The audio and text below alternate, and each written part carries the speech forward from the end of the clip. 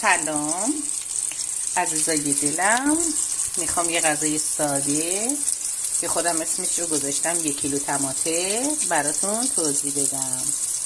ابتدا با لیمجون ها رو که در آب گرم و سرکه و نمک کمی پیستادین رو سرخ میکنید و کنار میذارید. سپس کنار اون 2 تا پیاز رو به این شکل تفت میدید و بعد که خوب پخته شد گوجه فرنگی ها رو که نگینی خرد کردم و 1 کیلو هست و اسم این غذا 1 کیلو تماته هست رو من میریزم روی این پیاز ها تا یک دست بشه و یک غذای خوشمزه و عالی میشه. مرسی که تا اینجا با من بودی.